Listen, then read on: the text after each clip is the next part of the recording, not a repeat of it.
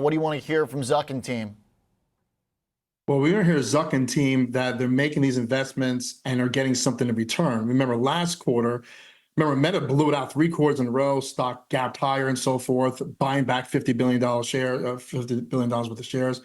And last quarter, kind of trading around 500, took a whoosh down to 420, and it's been a really tough ride. Because the question is, all the investment that's going into AI, which is great for NVIDIA and all the names we mentioned before, the investors want to see return. But, Facebook's going to say, wait, slow down here a little bit. It's going to take some time. You don't recoup, $4 billion overnight or over 6 months. It's a longer term investment over efficiency. So I think most investors want to know how they're spending, how they're allocating the free cash flow that they have, and they have a lot of free cash flow, and also the ad spend. We saw Google again last week, a little bit soft ad spend, especially in the YouTube division. And now, fast forward here to Meta overnight, they want to see some strong numbers in ad sales. So I think of all the numbers, I think investors are going to key on are 2 numbers. One, investment return on all this allocation, all this capital expenditure, and of course, number 2, the ad spend and how much growth there is in that, and what the potential is for the rest of the year. So eyes be focused very much on those numbers. Mark Zuckerberg really seems to want their Meta AI to be like a search alternative. He really wants people to use that. I feel like that's kind of an uphill battle. Like, we don't really associate their products right now with like information gathering, but I don't know. You think that's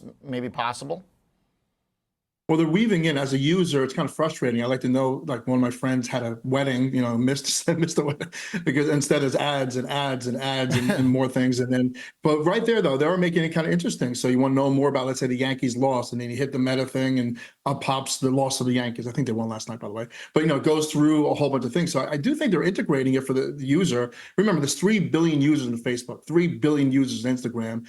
That's a lot of leverage. You can do a lot of things there. So definitely more ads are popping up. And again, just being a user, you can see that. But also, as things are popping up, they are trying to integrate the Meta in there, and they make it easy because they're already kind of putting a few words together, and you're like, oh, it's kind of interesting, and you hit it. So they can get that engagement, right? One of the numbers we're always looking at with these type of companies is engagement. How long are people staying on? What are the hours?